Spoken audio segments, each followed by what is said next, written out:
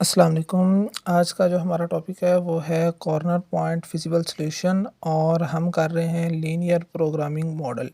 ठीक है, ये हमारे पास एक रियल लाइफ एग्जांपल है जिसको हम यहाँ पे आपके सामने सॉल्व करके दिखाएंगे।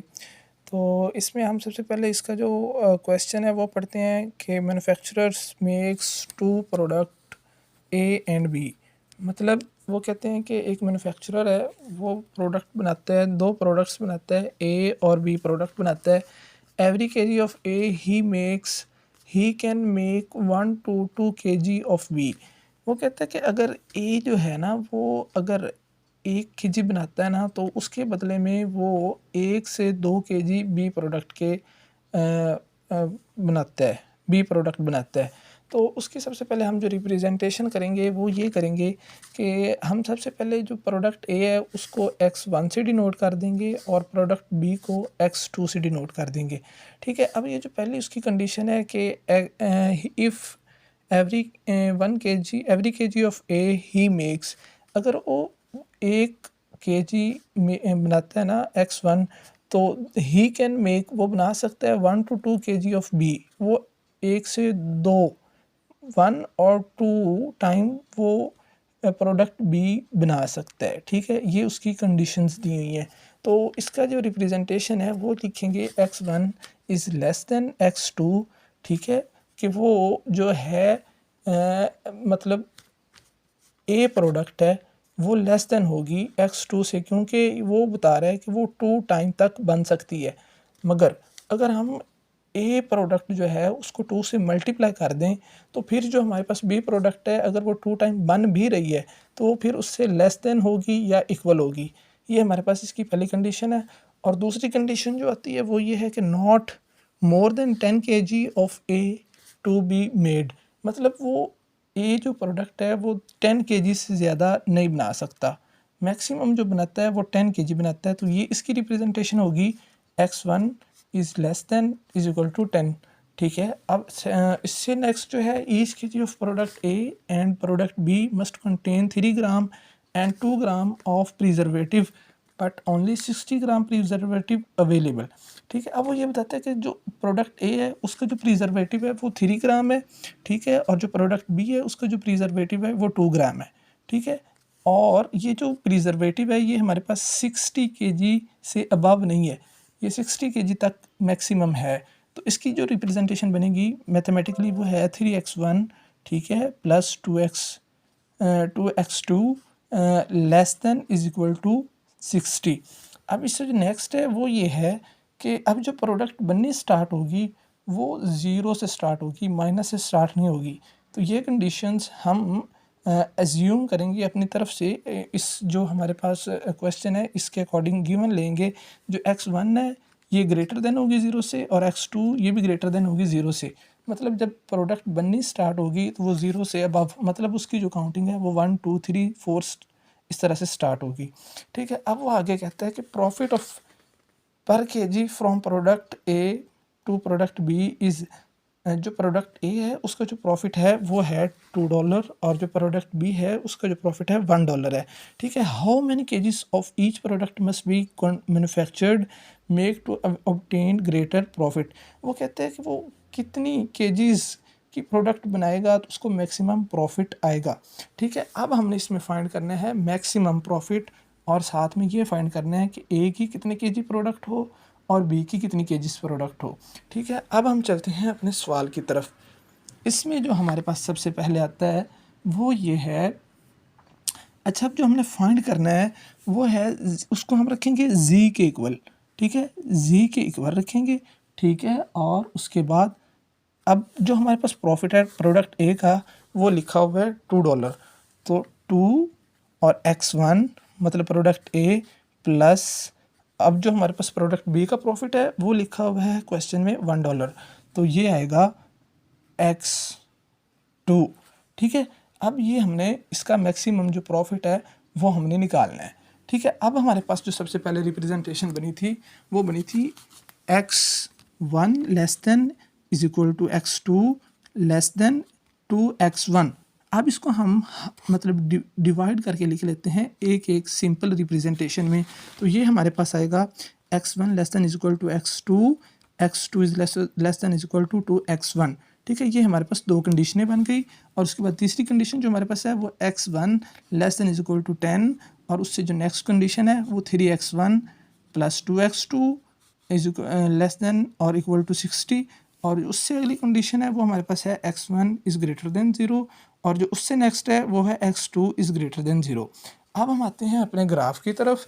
अब सबसे पहले हम ग्राफ रिप्रेजेंट करेंगे x1 is less than is equal to x2 का। इसमें वो बता रहा है कि जो हमारे पास x1 है वो लेस देन है और इक्वल टू है x2 के। अब सबसे पहले हम आते हैं इस ग्राफ की तरफ।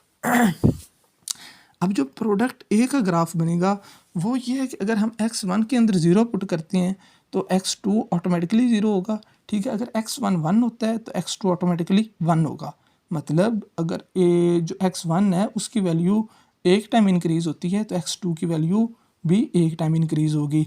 तो इसका जो ग्राफ बनेगा वो बनेगा ओरिजिन से पास करता हुआ, ग्राफ की जो है ओरिजिन लाइन है उसको पास करता हुआ इसका जो ग्राफ है वो बनेगा। ठीक है, अब उसके बाद हम देखेंगे कि इसका जो ग्राफ है वो इंक्रीजिंग है या डिक्रीजिंग है। उसके लिए हमारे पास फॉर्मूला है y is equal to M X plus C. ठीक है, वाई सी जो रिप्रेजेंट करता है वो रिप्रेजेंट करता है वाई इंटरसेप्ट को।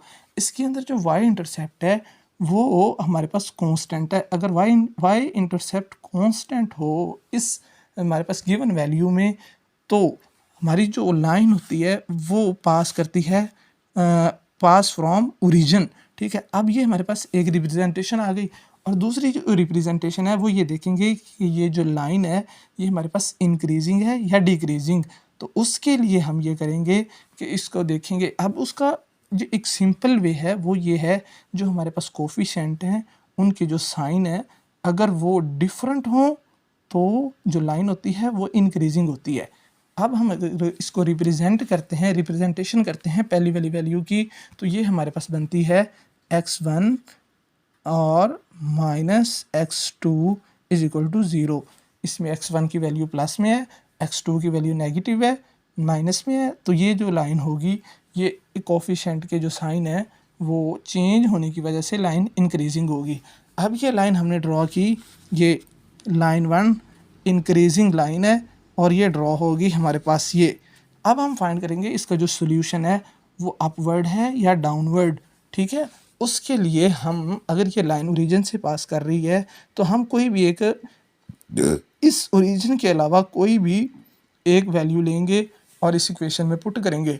अगर वो इक्वेशन को सेटिस्फाइड करती है तो जो हमारा सोल्यूशन होगा टूवर्ड्स पॉइंट होगा। अगर वो इक्वेशन को सेटिस्फाइड नहीं करती तो जो हमारा सोल्यूशन होगा वो अवे फ्रॉम पॉइंट होगा। अब इसके अंदर हम ये जो है हमारे पास x1 वहाँ से एक वैल्यू पुट कर देते हैं जिसमें x1 की वैल्यू 1 है और x2 की वैल्यू 0 है। वो हम इसमें पुट करते हैं तो ये जो कंडीशन हमारे पास होती है वो आती है 1 इज़ लेस देन और इज इक्वल टू 0। तो ये कंडीशन हमारी हो जाती है फॉल्स, जिसकी वजह से ये जो हमारी पहली लाइन है ये अवे फ्रॉम, ये जो हमने यहाँ पे पॉइंट लिया था जो इसके अंदर पुट किया है ये उसके अवे फ्रॉम द पॉइंट चली जाएगी। उसके बाद हम अगली लाइन की तरफ आते हैं। अगली लाइन जो हमारी है वो है x2 is less than is equal to 2x1। ठीक है, अब इसमें ये हमें बताया गया है, इसको हमने थोड़ा सा गौर से देखना है।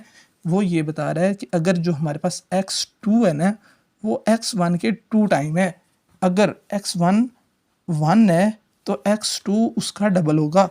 ठीक है, उसके लिए जो हमारे पास ग्राफ होगा वो अपवर्ड, जो हमारे पास पहला ग्राफ बना था, पहली लाइन बनी थी उससे अपवर्ड जाएगा, क्योंकि यहाँ पे x1 की वैल्यू 1 होगी और यहाँ पे x2 की वैल्यू 2 होगी, जिसकी वजह से इसका ग्राफ अपवर्ड और थोड़ा सा बेंड होगा।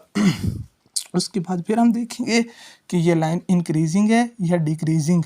तो सेम उसी प्रोसेस के तहत हम इसको भी देखेंगे।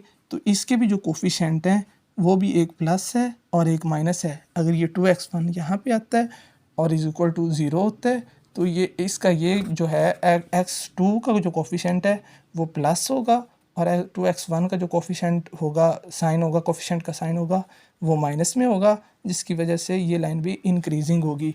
अब ये लाइन हमने ड्रॉ की, सेकंड वाली लाइन ये ड्रॉ हो गई हमारे पास, और इसके अंदर भी जो वाई इंटरसेप्ट है वो कांस्टेंट है, जिसकी वजह से ये भी ओरिजिन से पास होगी।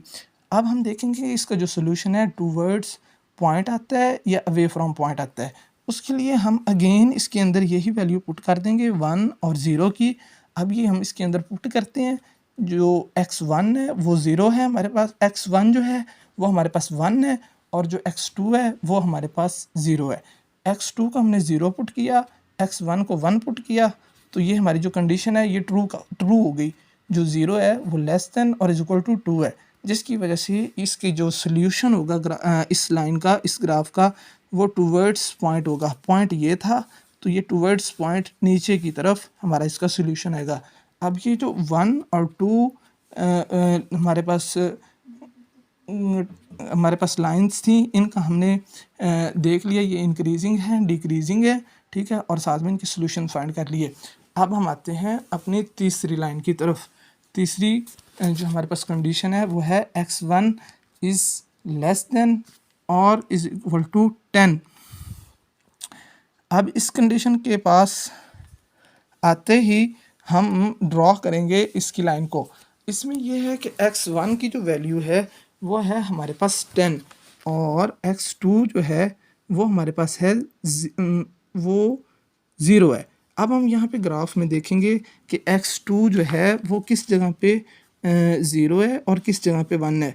तो ये x1 की जो हमारे पास लाइन है, यहाँ से हम काउंटिंग करेंगे 10 पॉइंट्स, 1 2 3 4 5 6 7 8 9 10, ये 10 पॉइंट तक हम आ गए। अब इस लाइन पे जो x2 की वैल्यू है, ये x2 की लाइन है, ये वाली, इसकी जो वैल्यू है वो 0 है। तो हम ये इसका जो ग्राफ है वो पैरेलल टू लाइन x2 के पैरेलल ड्रॉ करेंगे।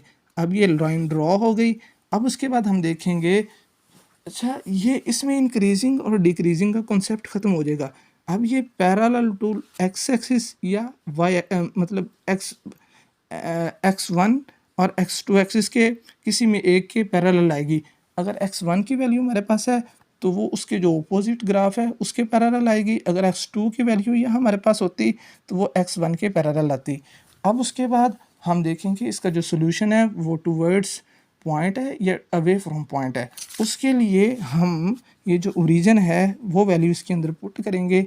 तो ये जो x1 है वो 0 इज़ लेस देन और इक्वल टू 10, ये हमारे पास कंडीशन हो जाती है ट्रू, जिसकी वजह से ये जो लाइंस हैं ये आती हैं टूवर्ड्स ओरिजिन। उसके बाद हमारे पास जो नेक्स्ट है वो है हमारे पास 3x1 plus 2x less than is equal to 60। इसका जो ग्राफ है इसमें हम सबसे पहले जो वैल्यूज़ हैं वो निकालेंगे। अब इसकी जो वैल्यूज़ निकालेंगे उसका ये हमारे पास होगा कि पहले हम x1 को 0 के इक्वल रखेंगे।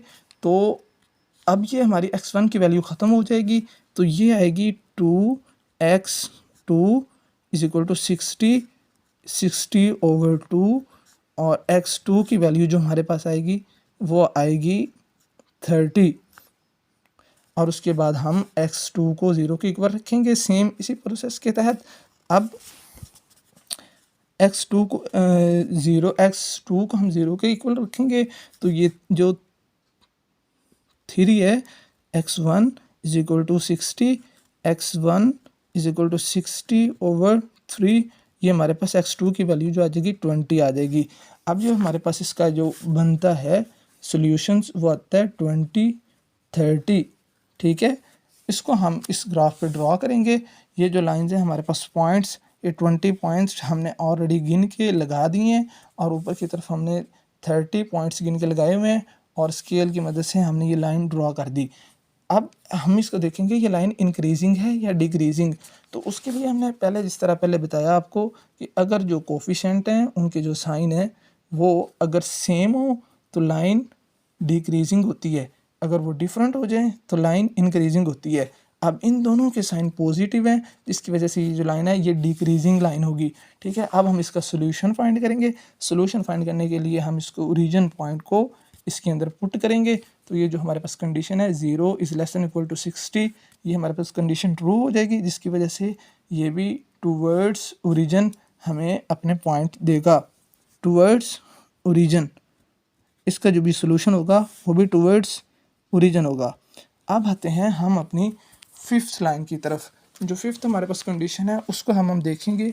अब फिफ्थ कंडीशन हमारे पास ये है कि x1 ग्रेटर देन है 0 से। इसको हम देखेंगे x1 को 0 को इक्वल पुट करेंगे। अगर x1 की वैल्यू जो है वो x2 वाली लाइन पे 0 होगी। इसको हमने मार्कर से थोड़ा सा हाईलाइट कर दी है। ये x1 की वैल्यू जो है वो पूरी x2 की जो लाइन है उसके ऊपर 0 होती है, जिसकी वजह से जो x2 की लाइन है वो हमारे पास फिफ्थ हमारी है फिफ्थ जो हमारी इक्वेशन है उसका ये लाइन ड्रॉ होगी ग्राफ के अंदर। उसके बाद हम इसका सोल्यूशन देखेंगे। सोल्यूशन देखने के लिए हम अब ओरिजिन से हट के कोई एक पॉइंट पुट करेंगे।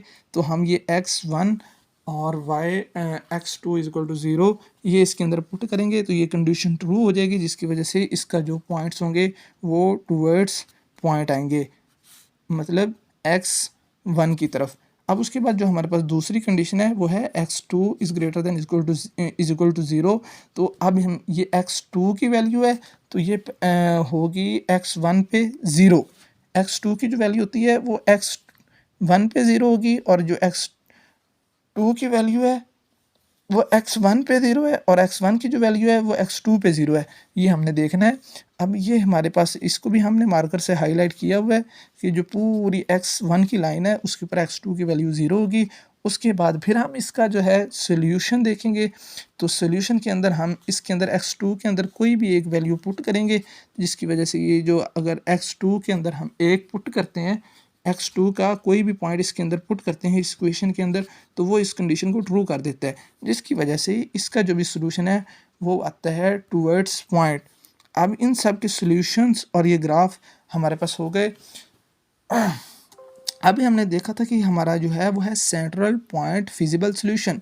अब हमारे पास जो एक कॉमन शेडेड एरिया बना है वो ये बना है, ये जिसको हमने हाईलाइट किया हुआ है। ठीक है, अब हमने इन जो कॉर्नर पॉइंट्स हैं इनको एक एक नेम दे देना है, ए पॉइंट, बी, सी, डी।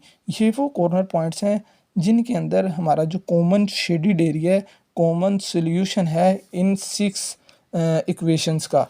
अब हम आते हैं उसको सॉल्व करने की तरफ। वो आते हैं हमारा नेक्स्ट स्टेप। अब हम देखेंगे जो हमारे पास है ए की वैल्यू, ये हम अपने ग्राफ की तरफ आते हैं। ए की जो वैल्यू है ओरिजिन है, तो ओरिजिन आप सबको पता है कि ओरिजिन 0 0 होता है। तो ए की वैल्यू हम एज इट इज़ लिखेंगे 0 0। अब हम फाइंड करेंगे फॉर ये जो हमारे पास बी पॉइंट है, बी पॉइंट इसकी वैल्यू हम फाइंड करेंगे। बी पॉइंट जो है ये एक मतलब बन रहा है लाइन 3 पे और क्रॉस है लाइन 1 का।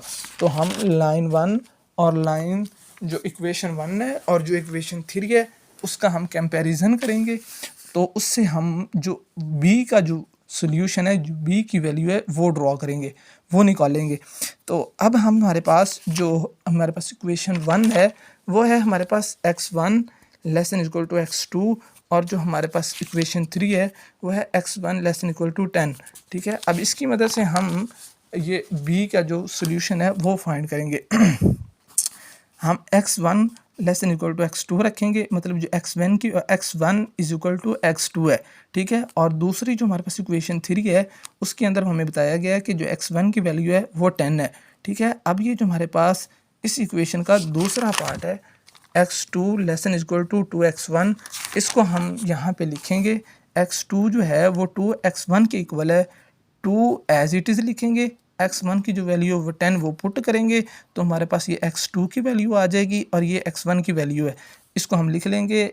xb का जो सोल्यूशन है उसके अंदर x1 की वैल्यू 10 है और x2 की वैल्यू 20 है।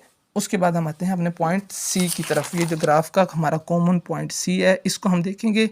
ये हमारा दो लाइंस का क्रॉस है जो है लाइन 4 और लाइन 3। अब हम इसका आपस में कंपैरिजन करेंगे बाय इक्वेशन 4 और इक्वेशन 3 को देखेंगे। इक्वेशन 3 हम ऑलरेडी जानते हैं कि x1 इज इक्वल टू 10 है। जो हमारे पास इक्वेशन 4 है वो लिखेंगे 3x1 plus 2x2 is equal to 60। अब उसके अंदर हम जो इक्वेशन 1 है, इक्वेशन 3 है, उसकी वैल्यू पुट कर देंगे। x1 की 3 के अंदर x1 की वैल्यू 10 पुट हो गई। उसके बाद आ गया हमारे पास 2x2 इज इक्वल टू 60। अब ये 3 multiply 10 30 plus 2x2 is equal to 60, 60 minus 30, 30 divided by 2, ये x2 की वैल्यू हमारे पास आ गई 15 और x1 की वैल्यू है हमारे पास 10। तो हमारे पास जो पॉइंट्स ये है उसकी जो वैल्यू निकलेगी वो होगी 10 और 15। अब हमारे पास जो लास्ट पॉइंट है, लास्ट डी पॉइंट, उसकी हम जो वैल्यू है वो फाइंड करेंगे। फिर हम आते हैं अपने ग्राफ की तरफ। जो डी पॉइंट है, ये वाला डी पॉइंट, ये सी पॉइंट, ये बी पॉइंट, ये जो डी पॉइंट है ये इक्वेशन 2 और जो हमारे पास इक्वेशन 4 है ये उसके लाइन की क्रॉसिंग से हमारे पास बना है। तो हम इन्हीं इक्वेशनों को आपस में कंपेयर करेंगे, इक्वेशन 2 और इक्वेशन 4 को। अब हमारे पास जो इक्वेशन 2 है वो है 2x1, ये हम देख सकते हैं इक्वेशन 2 है 2x1। ठीक है, हम वापस आएंगे। अब हमारे पास जो इक्वेशन 4 है वो है 3x1 plus 2x2 is equal to 60।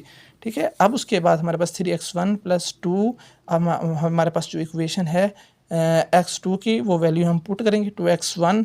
तो ये 2x1 मल्टीप्लाई 2 ये हो जाएगा 4x1 और ये 3x1 ये हो जाएगा 7x1 इज इक्वल टू 60।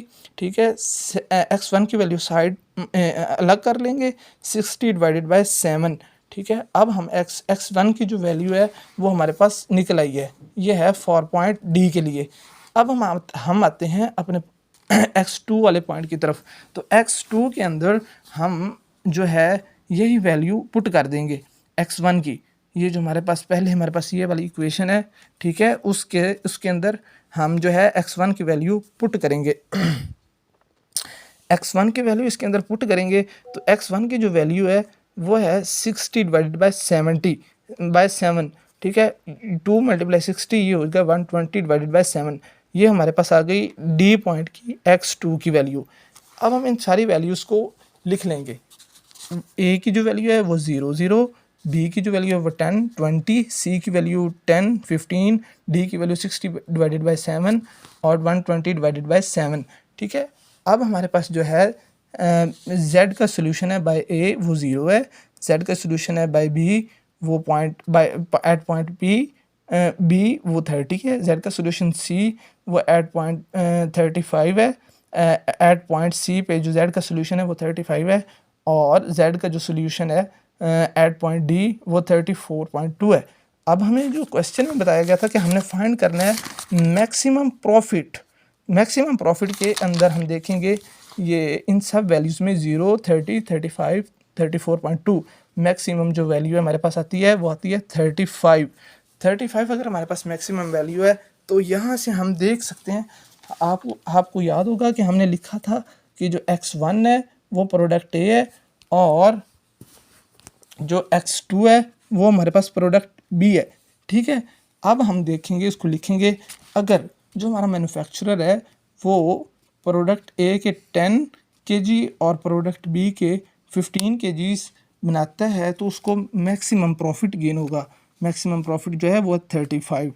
चलो ये हमारा क्वेश्चन था जो आज का ये सॉल्व हो गया। अगर किसी किस्म की कोई भी कन्फ्यूजन हो तो आप इस बारे में पूछ सकते हैं। थैंक यू, अल्लाह हाफिज़।